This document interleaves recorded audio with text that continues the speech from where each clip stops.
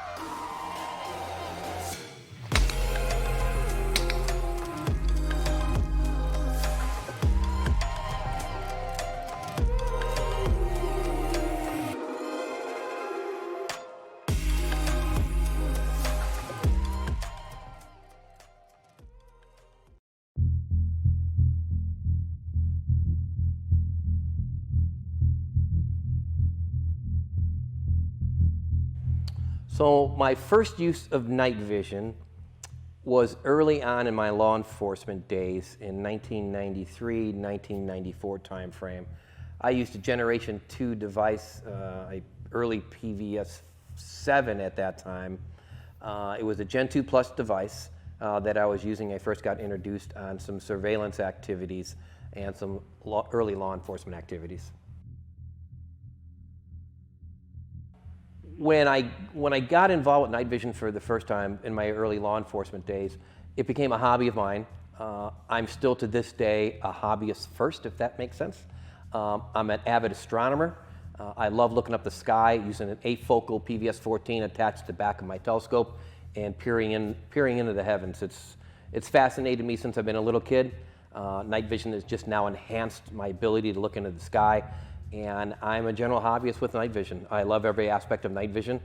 Even though I run a night vision company, you'd never know it when I'm out at night with friends and colleagues and using night vision. I love it. I love every aspect of it. So even though I'm selling night vision during the day or educating during our training sessions, I'm a kid at heart with night vision, and it always brings a smile to my face at night using it every night of the week. Teen VC was started in around 2005, and it really happened on accident. It was a friend of mine, a dear colleague of mine in the industry, who asked me if I wanted to sell a couple of Raptor night vision scopes. They were, as people remember, showing my age a little bit, Raptors were around in the early 2000s. They were a big rifle scope. And at that time, I was working as a DoD contractor for Lockheed Martin, and I had a lot of land at our disposal that we can actually do a lot of spotting. So I was always interested, as you know, as I mentioned earlier, about my night vision experience. This gentleman of mine turned into a great friend and a colleague of mine, asked me if I wanted to start selling some Raptors on the side. Never thought about selling night vision, and basically I started selling night vision out of my dining room in my house. That's where T&V started. It's really started to grow as we expanded, and at that time, I had to ask myself a question: when it grew so much, do I stay at Lockheed or do I grow TNVC? And many don't know, some do know, that a great mentor of mine, his name is Rich, and he owns Magpul. Rich was very instrumental running Magpul when Magpul was really growing at that time, where TNVC was just in its growing early child stages. Rich took me aside and basically gave me the question: either you grow TNVC or you keep it status quo. Well, I chose to leave Lockheed and grow TNVC, and because of Rich's help at Magpul, I am at where I'm at today. I made a decision long ago. I'm a vet myself, and I always talked about my younger days working aerospace in the Department of Defense. And I always said that if I ever had my own company, every Veterans Day, every vet would be off work. That is a day that everybody should be paid and get paid to have that day off. That became a reality when I started TNVC. All my vets, and that's all my technical staff, are either law enforcement, active military, as in a guard, special operations. They all get off on Veterans Day. I still have to work a little bit, but I let them all off. It's real important to me that I give back to vets. That's what made our country great. I think that having vets run TNVC in that regard are phenomenal. Are phenomenal aspect. They have great skill sets. They're self-leaders. I've always said to everyone in my staff, you can ask them, if I ever had to micromanage somebody after they got hired, I made the wrong decision. Where I'm here to say, for 15 years now, I've not made that wrong decision. I don't have to micromanage anyone. They're veterans. They're incredible at what they do. I'm honored to be in their presence every day here at TNVC. So let's roll into a little bit more about our night fighter training program.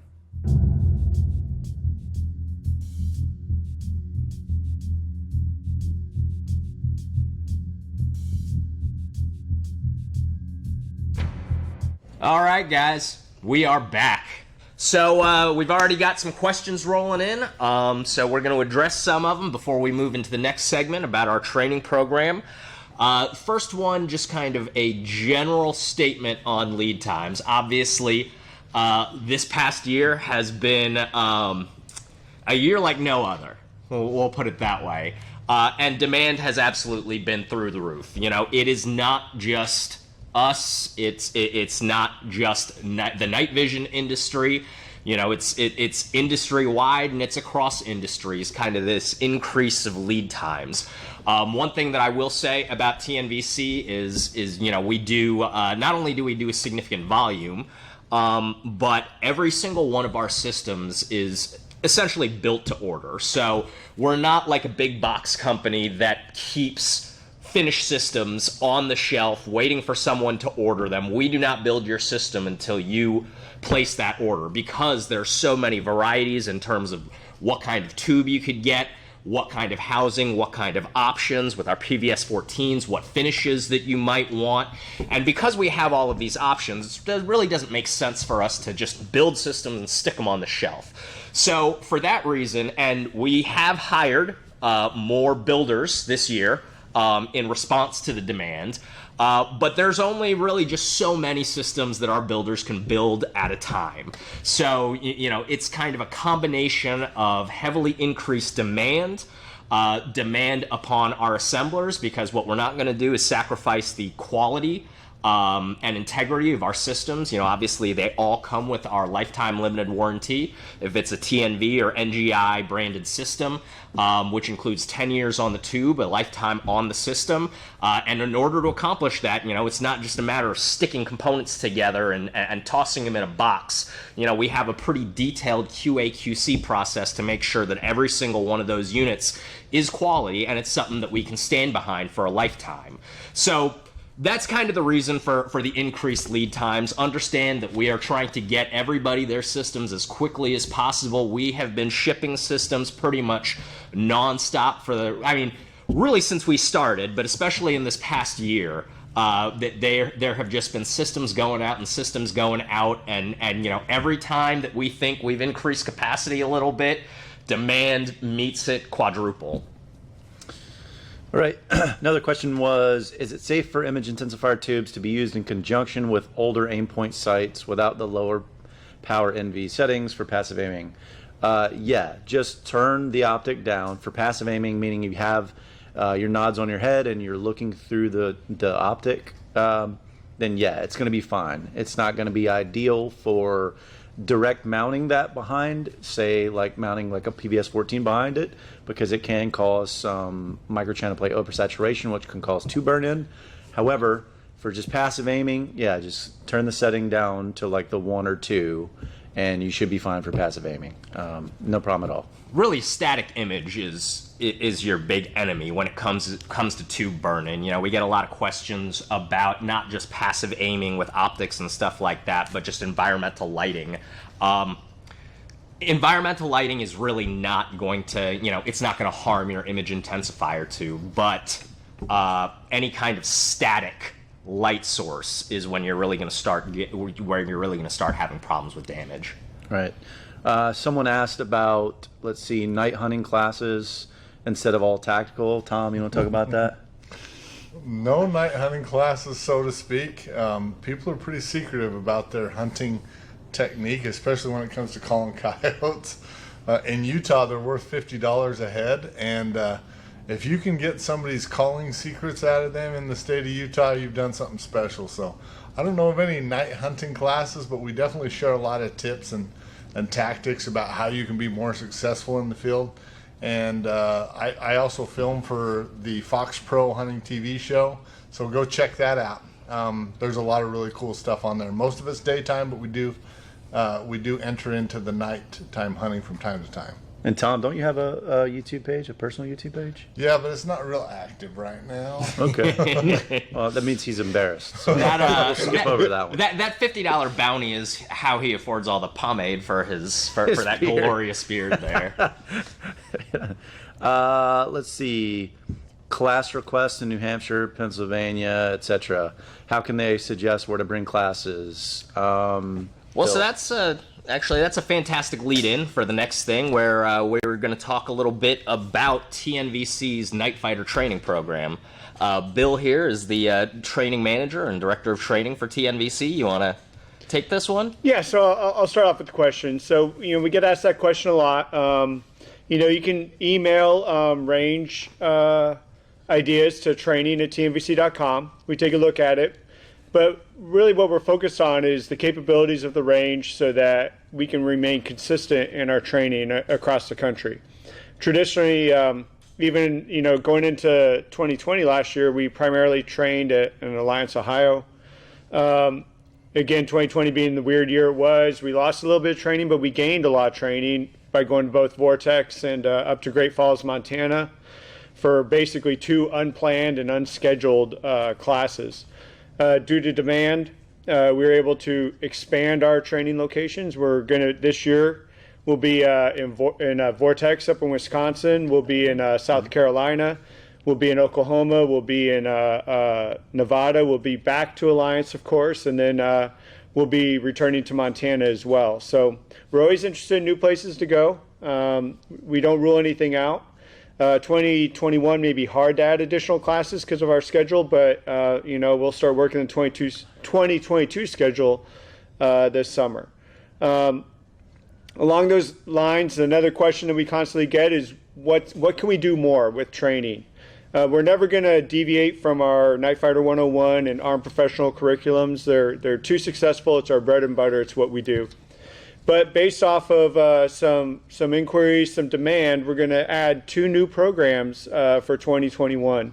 The first one's going to be a try before you buy event, where you'll be able to enroll into a smaller class, a single night. But what we'll have all the technology out there. We'll have dual tubes, monoculars, we'll have the different types of lasers. You'll get a small lecture, adjusting, fitting, proper wear of the goggle, and then you'll get to try them out, and we'll rotate you through every system. The intent being you can try it out, check it out, ask questions, get permission of the spouse, et cetera, et cetera.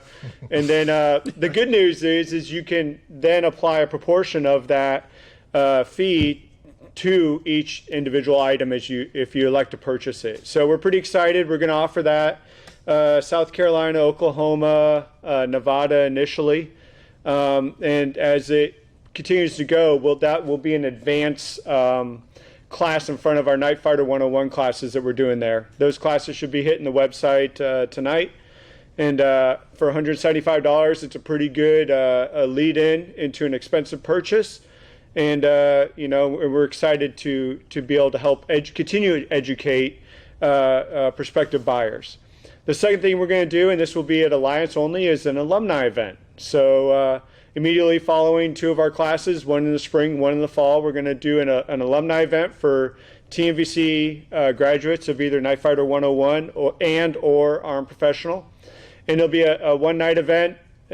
Come out, we'll do some new drills. You'll get to see some of the new technologies, et cetera, that have changed or been introduced since you last took a class.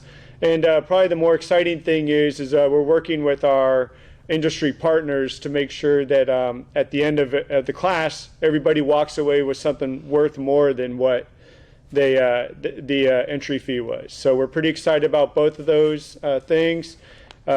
We feel it's meeting some of the demand and the interest in what the student base is looking for, and it addresses both before Night Fighter 101, and it addresses afterwards, and we're pretty happy about what we can do with that. Yep. All right. Clarify Green Line Tactical versus Night Fighter 101. So Green Line Tactical is run by a former TNVC employee and great friend of the company, Don Edwards. As far as what is the difference between Night Fighter 101 and Green Line Tactical, I mean they're just 2 training classes. I would say, and I think that all of us would agree, we encourage everyone who's seeking out training, whether it's night vision or just general firearms training, seek out as many training sources as possible and get as many different perspectives. There are things that we cover in our Night Fighter 101 that may not be covered in the Green Line Tactical classes and vice versa. So, for example, I know that Sam Houston, who's one of our special projects manager, is an AI with Green Line Tactical, and I'll definitely say that when he's at the Green Line tactical classes, he goes into a lot more of the technical details of how an image intensifier tube works than, say, our Night Fighter 101 class. It's not something that we would say, our class is better than Green Line's or Green Line's is better than ours. Obviously, Don and Green Line Tactical are close friends of the company. We consider them all part of the TNVC family here. And we encourage you to take classes with Green Line Tactical, and we encourage you to take other night vision classes from other from other trainers. For example, like John Dufresne, also another great night vision trainer. I would say exercise caution in choosing your instructors and vetting your instructors. Just because you have a night vision device doesn't make you a night vision trainer. However, there are, a lot of good trainers other than TNVC out there, but obviously we recommend that you come and take our class and learn what we have to say as well, and try as many classes as you can. Yeah, by the way, today is Don Edwards, owner of Green Line Tactical's birthday. So if you're bummed out about TNVC not having any open slots for those night vision classes that you want to take for us this year, a good birthday gift would be seek out training from Don. Don's a great guy, and like Augie said, he's TNVC family. Happy birthday, buddy. Yeah, happy birthday, Don. Connie. Fast Eddie. All right, let's see. Need a recommended handheld thermal device to be used in conjunction with a DTMVG for surveillance. I have some thoughts on this. It depends on what your budget is, but for me personally, I would say anything like surveillance stuff, go with the FLIR Breach. It's going to be less than $3,000. It's about the same size as a PVS 14. The runtime's good. Plus, if you're doing this in intermittent and not long term, you're going to be just fine with that. And it's got enough digital magnification on it and onboard recording capabilities to be useful for surveillance stuff. Other folks might have an opinion. I don't know. Anybody got another opinion? Breach is great if you don't need a lot of magnification. If you need more magnification, at Night Goggles we sell the Bearing Optics Phenom. It's a 1.7x digital magnification, 640 resolution for $3,000 as well. $31.95 is the price on it. So another good option for a small handheld binocular. Next one, do I need a suppressor to train with nods? No, you don't need one. No. You can, regular bird cage, brakes, whatever you want to. They're not going to harm the night vision device whatsoever. However, I will say suppressors and night vision go together like peanut butter and jelly. So they're worth their weight in gold. If you can get one, do it. Do everybody else at the range a favor and run. Yeah. Run suppressed. Please run suppressed. If you can. If you can't, hey, run what you brung type thing. Update on the Artemis. So we're going to talk a little bit about the Artemis later on in the week. Not too much because there's still no solid ETA on the Artemis. Just kind of as an administrative note, we're here all week. We're going to be doing this live stream. So if we don't get to your questions tonight, we will try to address as many of the questions as humanly possible. The next one is, would you consider night fighter training on indoor ranges for locations that don't have outdoor ranges available? Absolutely. Yeah. Vortex Edge, we went there last year. And we had a great time. It was a very successful class. We're going to be there at least once in 2021. Our lead-off class is actually going to be at Vortex. So with the right range, again, what we're looking for hosts is they got to meet our curriculum requirements for host capabilities. But we can do our classes at a night fighter or at an indoor range, and it's actually kind of nice because you go from 8 to 6 instead of you don't have to do it at night. Yeah, exactly. It's kind of weird. And then also I'll add our armed professional classes. A great portion of that is indoors and structures. So yes to both. Next one. Hey, again, we will more or less we will not only be here all week, but we'll try to answer some more questions. But before we move on, let's do some giveaways, guys. Yeah. So we've got some great giveaway packages for you. The first giveaway package that we've got coming up is a $175 training voucher for TNVC's Night Fighter program. So this can be applied to any of the training events and training classes. Just shoot us an email and to coordinate which class that you can attend. You'll also receive a $250 gift certificate, good for a Safariland holster. From Safariland, one of our sponsors, as well as a 36-inch FDE rifle case. I won't. One just like this one here. You can see this one is a little ratty because this is literally one that I use pretty regularly. Yours won't be that old or stinky. Yeah. It'll be Brendan. And 1585.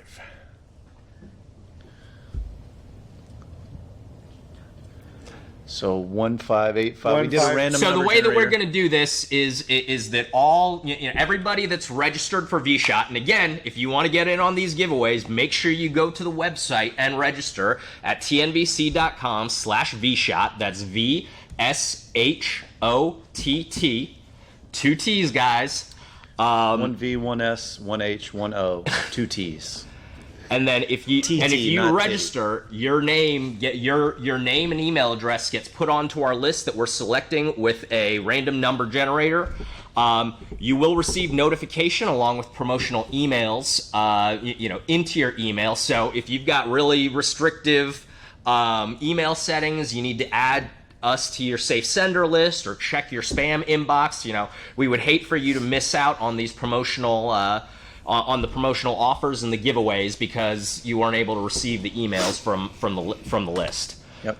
So the winner of our giveaway package number 1, that's the $175 Night Fighter training voucher, the Safariland holster and or $250 gift certificate, and 36-inch double rifle case is Steve G. And you'll receive an email. Yeah. Nice. Cool. The second package is pretty much the exact same thing, except you get a black rifle case. Again, brought to you by Safariland, one of our major sponsors. And that is 3381. Let's get to a question while we're waiting to see who 3381 is. Beans or no beans in chili? No beans in chili. No beans. No beans. Really? FUA Rock. Yeah, no For all beans the in R-Proms chili. out there. No beans in chili, and I'll fist fight whoever thinks the opposite. And if you put beans in chili, that's goulash. That's not chili. Is this a Southern thing? No, it's just It's just a right decent versus wrong person. thing. Yeah. You know who puts beans in chili? Poor people. Where are we Next fighting? question. Any thoughts on E-Cody dominant eye versus non-dominant eye in binos? I mean, it's whatever, man. It's whatever. So what I will say is if you look at any of the dedicated fusion devices that have a thermal channel built into the system, they are all placed over the right eye with the assumption that the right eye is most people's dominant eye. So that's if you're looking at the ENVGBs, if you're looking at the PSQ36 FGE, all of them, the fusion panos, the F panos, all have that over the right eye. So something to consider. Yeah. Hang on a sec real quick. Yeah. Nick P. Congratulations, buddy. Nick P, you're the winner of giveaway package Number 2. We'll send you an email. Giveaway package 3 is going to be a set of this OpsCore Mark 1 eye protection. These nifty glasses here. I think y'all wear them all the time. I am Love 'em. pretty limited as to what eyewear that I can use, but so we've got that and a Safariland enhanced 3-gun bag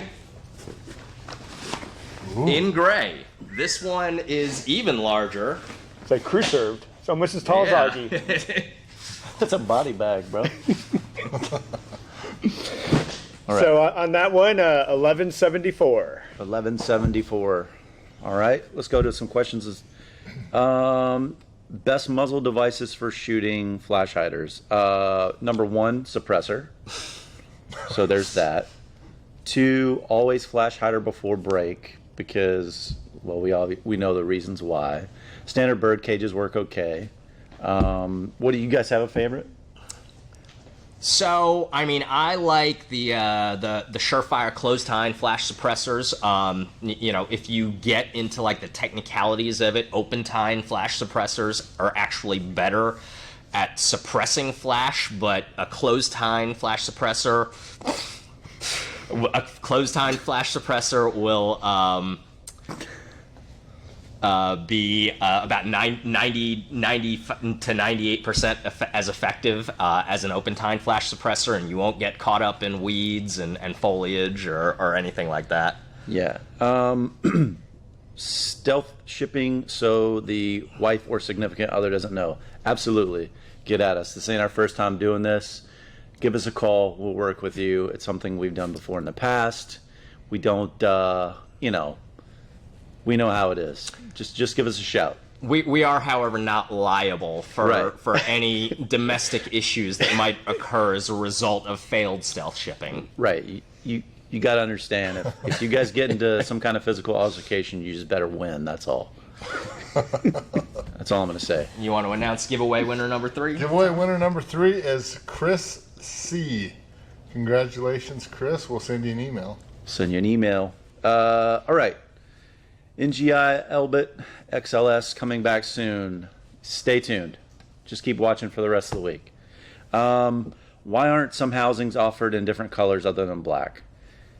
You know, that's a great question, and I think honestly it's because black is just cool, and it's the easiest probably, and there really is, you know, if it ain't broke, don't fix it type thing. They could probably obviously offer housings in other colors, but then again, I would imagine, and this is just an assumption, that the amount of orders, black versus whatever other color, wouldn't be worth it for them to stop or split the production. I don't know. Thoughts on it?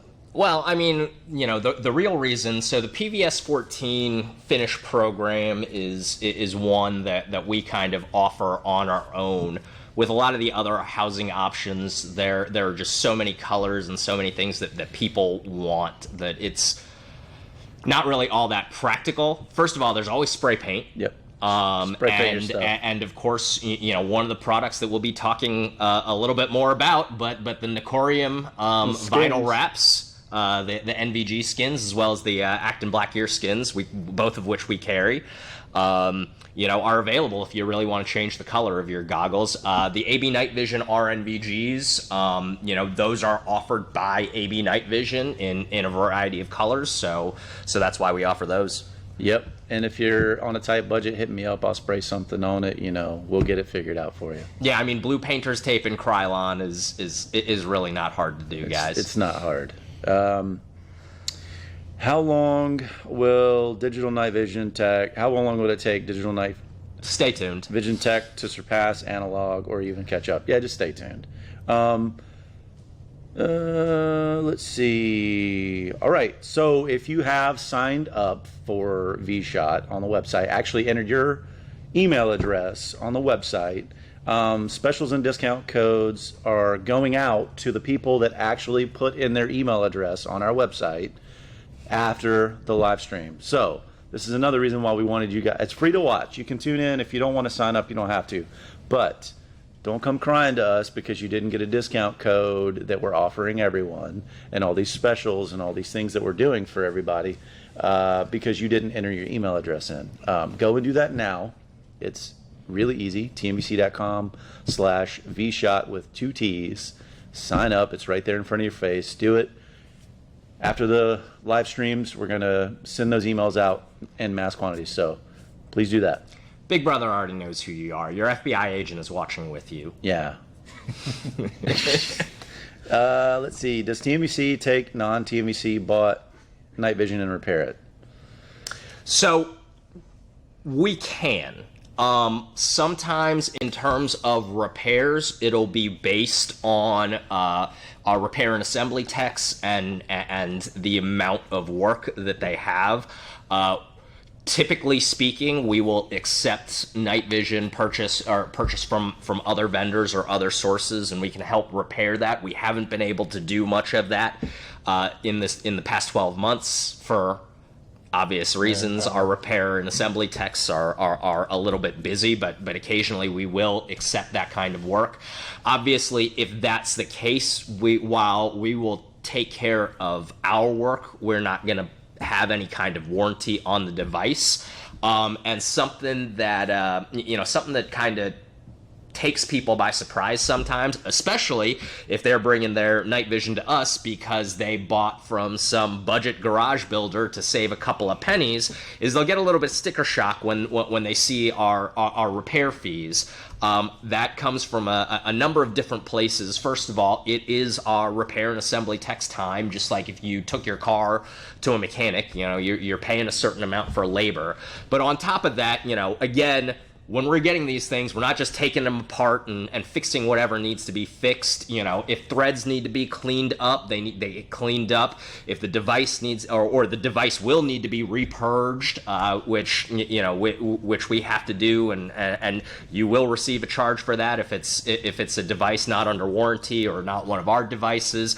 If you send us a binocular system, whether or not your assembler collimated them in the first place, we will recollimate them when we reassemble them. So it does cost some money, and ultimately and arguably, I would say, a little bit biased, but buy a device that's going to be assembled by people that know what they're doing, that has a good warranty, and you won't have to worry about how much we charge for repairing third-party devices. Right. Pineapple on pizza. No. Jesus Christ. Whoever asked that, ban them from the chat.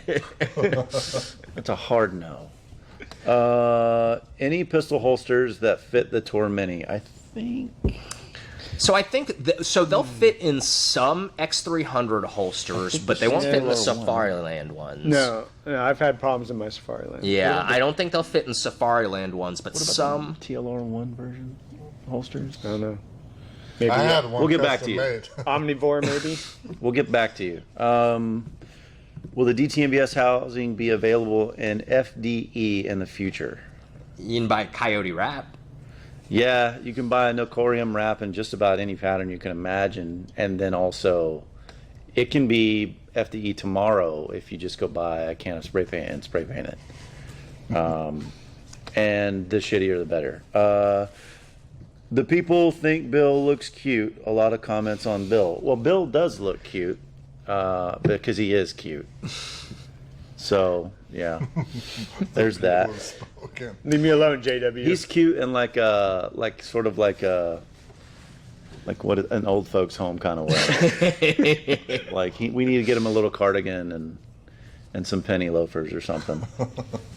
Any word on Knightsbridge's coming back into stock? If you have specific questions about lead times on a particular order or a particular product, if we tried to sit here and answer every question on the lead time of every single product, first of all, we don't necessarily know all of them off the top of our head because we are not in shipping and receiving. But if you email sales@tnvc.com with inquiries about specific lead times for specific products, they should be able to help you. Yep, absolutely. Or sales@nightgoggles.com for Night Goggles products too. Can you apply discount codes on orders you've already ordered? No, but you can apply them to orders that you're still going to order. Let's see. Are build times getting faster? Like I said, we have hired more builders over the past year. It does take a little bit of time to train them in order to build systems up to our quality standards. Our builds getting faster. I would say that with more, just like anything else, with more reps, more practice, more experience, you get more efficient. We're not going to be rushing things to try and shave a couple of minutes off of a build time, but we're definitely getting more efficient at getting them put together, getting all the paperwork in order, getting the QA/QC checklist, and getting them shipped out. And I think our suppliers of the components are ramping up to the demand now too, and that's helping as well. We literally sent out hundreds of units right before Christmas. Oh yeah. We had builders building 30, 40 units a day. Yeah. So yeah, they're getting faster, but you guys are putting orders in just as fast as they're building. Faster. We appreciate that. Yeah, absolutely. You know, people are panic buying night vision like they are ammo, and we're grateful for it. Right. You just have to understand that you're going to have to be a little bit patient, just like trying to find ammo. Yeah. Be patient with us. We'll fill your orders as soon as we physically can. Absolutely. Do you guys offer complete packages on helmets, mounts, and binos?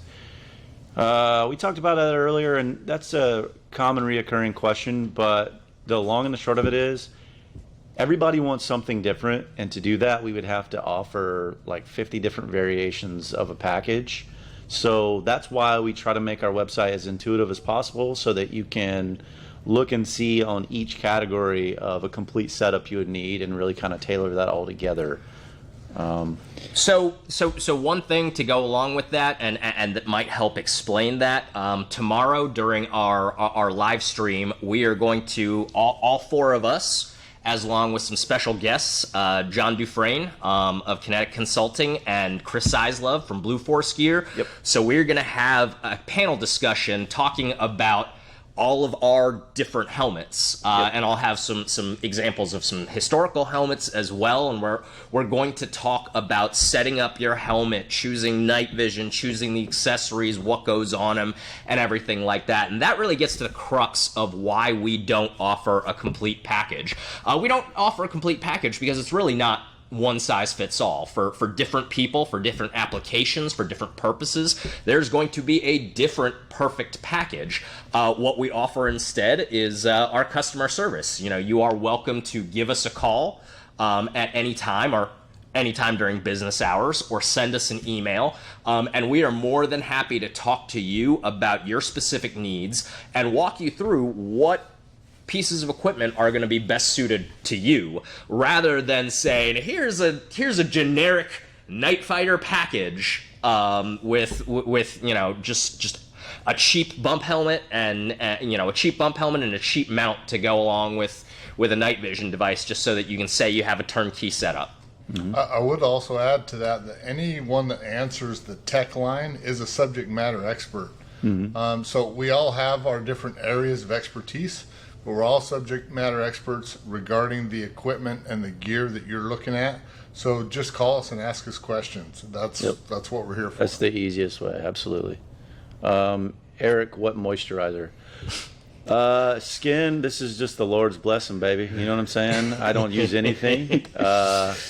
As far as hair, if you want to know, I'll tell you. It's once a week I use Nexus Pure, and every day I use Shea Moisturizer, coconut shampoo, and conditioner. So it is what it is. Get at me. That's nice. Yeah, it's got a good smell to it. Real nice. Let's see. Secrets to the epic beard. Well, obviously they're talking to you, Tom. Well, Wait, not me or Augie. Yeah. Yeah, it's pretty epic. I can't say what I normally say to people that ask me that question, but it is because I eat a lot of one specific thing that makes this beard grow long. That's all I can say. Bee holes. Do you want to talk a little bit about the Night Goggles Takeover Day? Night Goggles Takeover. We're going to. I'm basically going to commandeer the camera here on Wednesday, and we're going to talk all things hunting.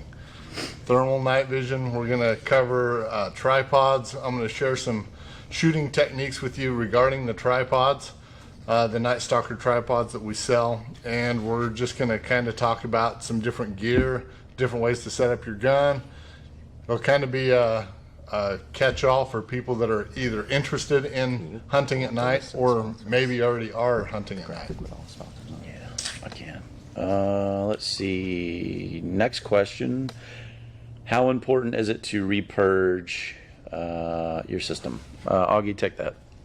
So part of that, part of that question, so purging your night vision device really just means replacing all of the, replacing the atmosphere essentially within the device with an inert gas.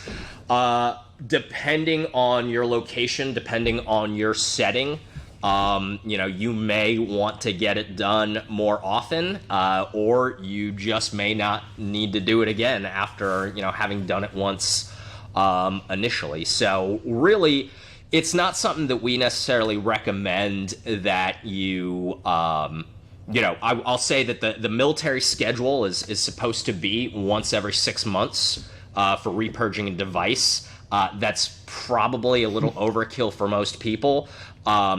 However, if you start noticing moisture incursion into your device, and that can take a couple of different forms, that's really when you want to think about getting your device repurged.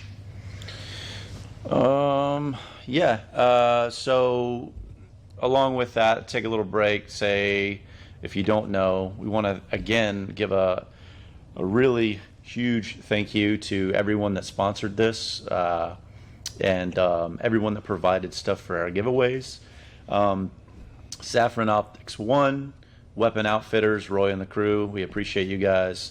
B.E. Myers, Matt and the crew, love you guys. OpsCore, Rafe, thanks so much, man. Emerson, Mr. Emerson, thank you so much. Light Force, the whole Light Force crew, you guys have been great to us. Blue Force Gear, Chris, Ashley, everybody over there, you guys are awesome. Thanks so much for the support. Core Survival, so again, a great crew. We totally support everything they're doing. True Friends, Safariland, everybody at Safariland, and all the stuff that they sent, just the long relationship we have with those guys, we always appreciate that. And if I missed anybody, I miss anybody? So we have some giveaway sponsors as well. Liberty's Defense make great suppressor covers. ACS pouches. I don't know if y'all have seen them, but they make like the grenade pouches, like the polymer trigger pouches. So we'll have some giveaways coming from them. We've got a lot of great giveaways. We have just scratched the surface today of the giveaways that we will have. We have some great stuff from OpsCore, Safariland, and other vendors will be giving away a couple of Tor Minis, and then of course the grand prize, which is a Gen 3 TNV on thin filmed white phosphor PVS 14 with an Elbit Systems tube, and some stuff to go along with that. And then, of course, we've got some great announcements and some great promotional discounts and promotional pricing that you can only get if you are registered at tnvc.com/vSHOTT with 2 T's. Yep. Sign up or die. Best budget rifle mounted IR laser and flashlight system, and the same for pistols. So again, we're going to have a live stream coming up on, what is that, Thursday I think, talking about setting up. So again, we put it out on all of our social media and everything, but just in case, I guess we could have done this earlier, but a quick overview of the week to come for vSHOTT. Obviously, day one today was range day, so we talked a lot about training, tips and training techniques, about our training program. We had our Night Fighter series with Don Edwards and John Dufresne. Tomorrow is going to be a lot of the new product showcases, and we're really going to get into some of the nitty-gritty about night vision, what makes TNV and NGI systems the best value and the best and highest quality night vision systems that you can purchase, as well as talking about how to choose the right night vision for your application, and that will extend into the right types of technologies. Some of the questions that y'all have been asking will be related to that. And then we're gonna top that off with a live stream about helmet setup. Wednesday, as Tom said, is going to be our Night Goggles Takeover Day. That's pretty much going to be the hunting and outdoors focused day. Thursday, we're gonna go a little bit more into different applications of night vision and night vision systems and accessories. You know, everything from IR lasers, and we're gonna do another live stream segment where ourselves and our special guests kind of talk about different ways that you can set up a rifle and our different preferences of how you like to have them set up to best use them. And then finally, Friday, we're going to talk a little bit about the past, and we're going to talk a little bit about the future. We're going to talk about, you know, some of the history of night fighting rifles. We're going to talk about some cutting edge technologies that are available now, as well as talking a little bit more about about some future technologies. So that will be that will be our week. So again, some of the questions you guys are asking, great questions, and we'll try to get to as many questions as possible. But some of them, you know, we're going to answer as time goes on. You know, we don't want to answer everything all in one night, especially when we've already got programming that are going to cover those questions. So make sure that you tune in every night. We've got something different every night, and it's great information, great content every night for you guys. Yeah, if you like what you've seen so far tonight, you're really going to be happy with the remainder of the week. We worked really hard on it, and so did the guys over at Basecamp Creative Group, and we can't thank them enough. So please, please, please tune in. It would mean the world to us. Next question. Explain echo tubes versus XLSH tubes. Well, yeah, go ahead, Augie. Well, I mean, I think we've got not a whole segment on that, but we'll talk about that later on in the week. We got to keep you guys coming back. Yep. Let's see, what else? We got any more questions on the board? Hang on. We got a lot of backlog here for questions, so I'm trying to find our resting place. Nope. Oh, someone asked, "Where's Teddy?" Where's Teddy? Teddy is still in California. Yeah, Teddy better be at work right now, or he's fired, or I'm gonna fire him again.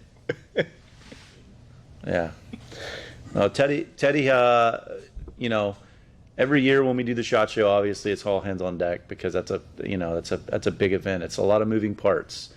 This year, obviously, that SHOT Show being non-existent, and us doing vSHOT, we had to make sure that we had proper amount of staffing for builders, for folks working in the warehouse and doing odds and ends at Big HQ, and then folks out here running this as well. So a lot of moving parts. We're in a lot of different places at once, but Teddy's back at main HQ, handling things and running the show like he normally does.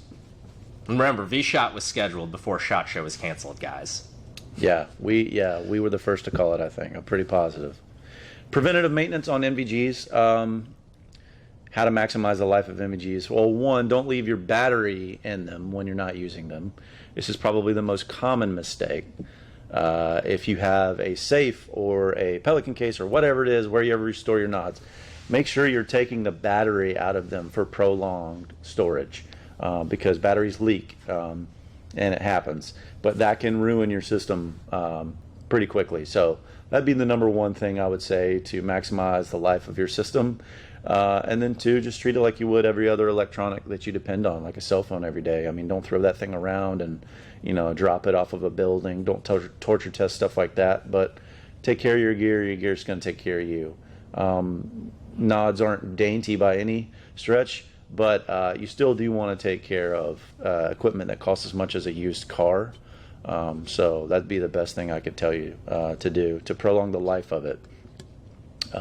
Preventative maintenance, it's just all the same stuff. I mean, just make sure that you're not doing stupid stuff with the lenses. If it gets dirty or muddy or whatever, or salt water on it, make sure you just rinse it off with hot water, regular just hot water, and then wipe it off. Of course, that is if you have a submergible rated one. If you have something like an old Anvis system, don't do it. They have exposed wires. You can do that with like a damp cloth or something like that. Let's see. Okay, so the bourbon barrels. Yeah, you like these, right? These are pretty cool. The bourbon barrels that you see here in front of us, they were actually generously donated to us from, what is the name of the company again? It escapes me. Either way, there's a great, I'll make sure to put that up tomorrow and talk about it. But a company here close to the Light Force Savannah, Georgia headquarters, essentially.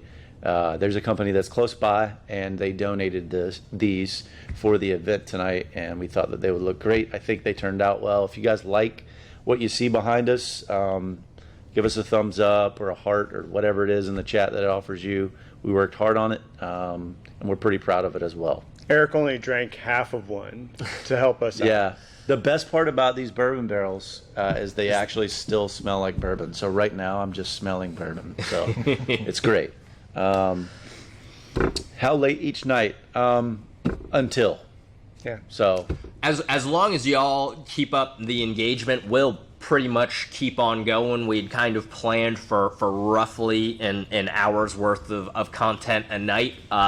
And we're already, we're almost half an hour past that. As long as you guys keep on going. Starting tomorrow night, after the live stream panel discussions, we'll be doing virtual Circle Bar because, Circle Bar usually starts on Tuesday. We'll have virtual Circle Bar, so it'll be a little bit more informal, a little bit more casual, a little bit boozier. yeah, But again, emphasis on booze. Not bougier, but booze. Tricks to keep moisture from building up on lenses. We actually offer cat crap with every single purchase of a night vision device. And we also sell a standalone on the website, I believe. But it's probably the best that we've found so far. We use it on all of our systems. And we're out on the range a lot under night vision. So Usually in the rain. Yeah, usually in the rain. Now sometimes you can't help but getting moisture on the lens, like rain and that, stuff like that. But you can do cat crap, and it makes what is it called whenever hydrophonic barrier. Yeah, something like that. hyperhydrophobic. yeah. Yeah, so it helps water bead and run down path of least resistance very quick, so you don't have any buildup or accumulation on it. And it is January, but we are in coastal Georgia right now. If there are folks that know about humidity, it's probably at very least the three of us here. There are also other reasons that we're in the Southeast HQ. We represent probably. We represent what 3/4 of TNVC Southeast. Yeah, that's the other one, Sam Houston, which bless his heart, he can't be with us tonight. He's with Don Edwards on a road trip, but he's also our other armpit of the nation family member. Let's see. Hogs from a vehicle, image intensification or thermal, if you could only have one. Tom, what do you think, bud? From a vehicle? Yeah. Gotta have night vision. Thermal can't see through glass, so if you're gonna drive with it, obviously night vision's your only choice. If you Not with that attitude. if you hunt from a UTV Yeah. and don't have a windshield to look through, thermal can be great, but I still don't recommend navigating terrain with thermal. I don't recommend walking with thermal. So that's why it's important to have both. For a hunter, it's important that I have both. I wear my nods to drive and to walk into a stand, and then I switch over to thermal to identify an animal that's coming my way. That's how I do it. Closest thing to predator vision you guys offer? The fusion systems, a set of night vision binoculars, and the E-Cody by Optics One. And we'll talk some more about what those capabilities are later on in the week. For Bill, how often should someone train to remain proficient in night vision? Is there anything else someone could be doing to practice other than shooting? Well, like John said in his video in the night fighter part, is the more you wear your night vision, the more proficient you'll be with it. We had one student in the Montana class that mowed his lawn at night with night vision on. It's pretty ingenious, but who mows their lawn? That's what I pay for. it's up in Montana, man. That's true, yeah. But the thing is get out there, practice it. The more you wear it, the more comfortable you'll be with it. With regards to shooting, that's the challenge. There's not a lot of places, maybe North Charleston, parts of Chicago, where you can actually go out and do night live fire. Mm-hmm. But other than that, ranges are specific unless you own, property or whatever else. Other than that, you come to classes, we'll talk about a little bit of sustainment and how you can continue to work with what you've been shown in class. But with night vision, a large part of it, if you take the weapons away, it's really just comfortable. How comfortable can you be with the goggles, with moving, with doing anything from large macro tasks to tiny micro tasks? And the more you do it, the more you wear them, the more comfortable you'll be. Yeah, some of the things we talk about to students in the classes is do things that you normally wouldn't think about. Like if you got to walk your trash can down at night, do it under nods. Walking the dog, do it under nods. Stuff like that. Mow your lawn. If weed whack. If you get weird looks or whatever, it is what it is. But just anything you can to get the exposure and learn how to move and do basic things, you'll be better. So, one of the things that we like to do in some of the units that I've been in is really just kick around a soccer ball.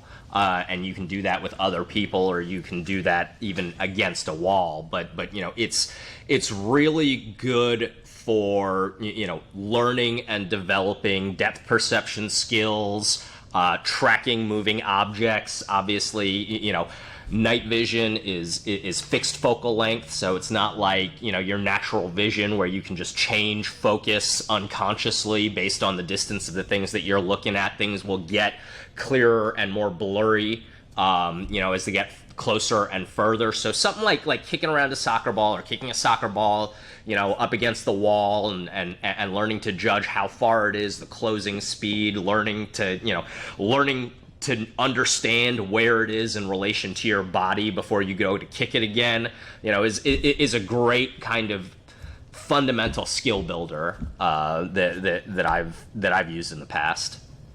Do you think night vision or thermal will be banned with the next administration? I assume you mean the next presidential administration and the handover.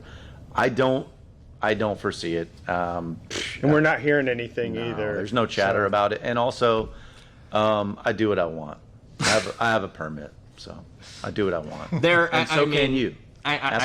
Really, ultimately, never say never, but there are, for better or for worse, there are a lot bigger fish to fry than night vision or thermal, at least just quite yet. What's the difference between night vision goggles and night vision binoculars, Augie? So night vision goggles, night vision binoculars, nowadays it's mostly semantic. Back in the day, things like PVS 7s, are also called night vision goggles, but people still call PVS 14s night vision goggles as well. Goggles just being something that you stick over your eye versus night vision binoculars, which is a very specific term relating to the fact that there are two, that you have two distinct and individual visual inputs. So night vision binoculars are night vision goggles. Not all night vision goggles are night vision binoculars. Yeah, it's just nomenclature differences. That's all. Special guests throughout the week. We're going to have Mr. Christopher Sizelove from Blue Force Gear and Forge Tactical. We are going to have John Dufresne, better known as Duffy. From Kinetic Consulting. Kane Tierney is going to be around, and Kane, if you guys know Kane, he is a man with many faces, and he works in the industry for a long time now. So he will be here, and a few others. Just stick around and see. I want to go ahead and say a big shout out to Vic, the president and CEO and owner of TNVC, Vic DeCosla. He is in the chat. Shout out to Vic. Thank you, Vic, for allowing us to do this. We really appreciate it. What to expect at a Night Fighter 101 class, and also Armed Professional. I think at a Night Fighter 101 class, you can expect a lot of moving, a lot of shooting, and just a general overview, and maybe just crawl, walk, run to night vision and the application when it comes to shooting. And Armed Professional, you can expect more application-based of all those skills you learned in NV 101 when we start doing structure clearing and things of that nature, moving interior, exterior, indoors and outdoors structure, learning how to use all the different tools that you have. Bill, you have anything to add to that? It's Night Fighter 101 2-night class, introduction to it, and it's not just night vision. It's low light. Yep. It's passive. It's active IR. Exposing you to the whole spectrum of it. And then in Armed Professional, we literally pick up right where Night Fighter 101 stops, and we just continue training for 3 more days. Live fire night 1, and then we move into a UTM, force on target, for nights 2 and 3. Again, emphasis on interior work with night vision as opposed to exterior work largely with Night Fighter 101. So both are fun classes.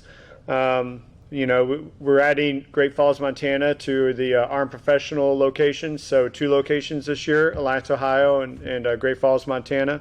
I believe the Great Falls, Montana class is sold out with a lot of people who were there last year for Night Fighter 101. So that's going to be a lot of fun up in Great Falls. Over 30 Night Fighters tearing ass all over Great Falls in one weekend. So it'll be a lot of fun. Mm-hmm. So another shout out I want to give to Joe Wire down at Alliance in terms of, Alliance has not only been our primary training location for quite some years, but in particular the Armed Professional class in Alliance. One of the really, really great aspects of that Armed Professional class that's, again, made possible by Joe Wire and the Alliance PD is the ability.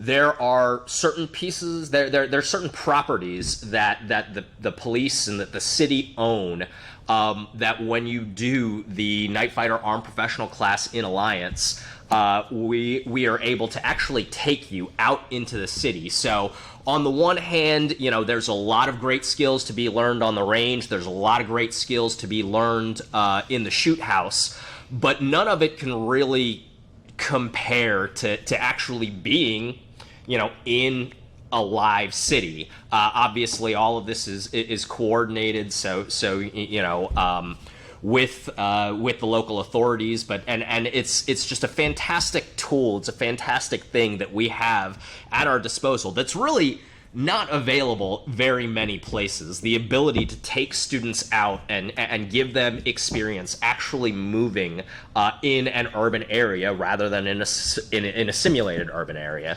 And actually, last year we collaborated with Joe with Wire Tactical, and students who had completed, a series of his courses, who had also completed a series, both Night Fighter 101 and Armed Professional from us, were able to do a week-long advanced CQB class in November of 2020, and we'll do that again in 2021 with Joe. It's a hoot. It's a great time. Again, he's graduates of his program, graduates of our program come together. And it was 5 fun-filled days in Alliance, Ohio.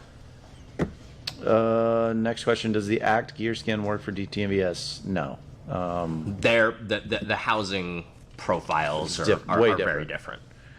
Why can't civilians buy some types of NVGs? So some of that is a combination of just demand from government customers. Some of it have to do with certain technologies and capabilities.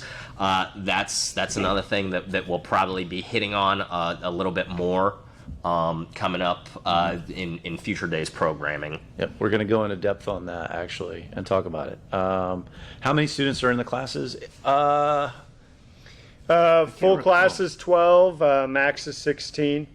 So We try to keep it there. We want to keep a good instructor to student ratio. And, we're trying to go to each location at least twice, Montana being the only one where we'll only be there one weekend, but we'll run both classes there. So. And I just want to, we had a lot of, I was given a little bit of guff on that. Why only 12? Why only 16? The reason is because, in the daytime, we could put 25, 30 people on the line, and, I can be able to see, or we have plenty of AIs or people watching to make sure everything is safe, that no one's doing anything that could get somebody hurt. However, under nods, it's a different animal. Unless one of us are rocking some panos, we've still only got 40-degree field of view. So think about that. It's more narrow of us to be able to see everybody, and there's constant scanning up and down the line. I mean, it's a very involved process, especially for folks that take it. The fatigue sets in, and things can get, if we're not on our game, which we are, some folks can find that they hit their stopping point, and that's one of the things we look for as well.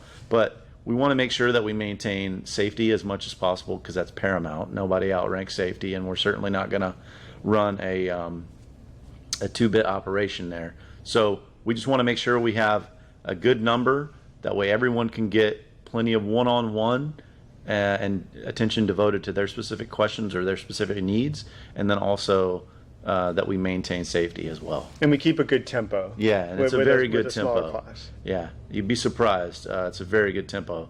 Plus, I'm sure there's folks that are in the chat that could speak up if you've ever been in one of our classes. Our sponsors, namely the ones we named here and a few that we didn't, they support those classes very well.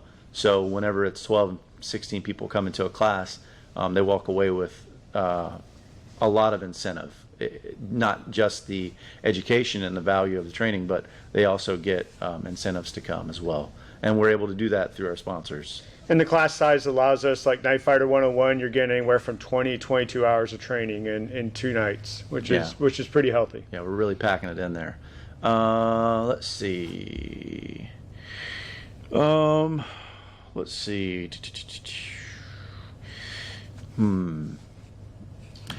So we're probably going to start wrapping it up a little bit here for tonight. Again, I know we've still got some questions coming in. Why each of us got into night vision, and again, we will be here all week.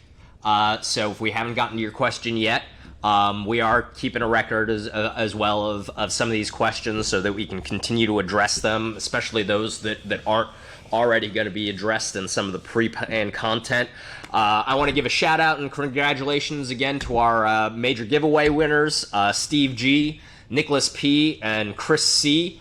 We've also got some smaller giveaways. If you're going to win those giveaways that weren't announced live on camera, you'll be notified via email.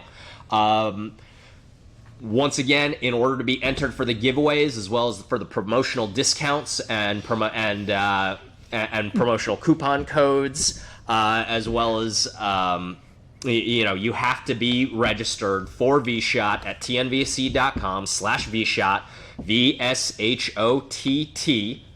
VSHOTT. And there will be a promotional email coming every night after the broadcast has started. And then also some reminder emails and some other media coming to you throughout the week. Awesome. All Hope right. you guys enjoyed Have a it. good night. Yeah, thanks for watching, guys. Who wants chili? Bye. Without beans.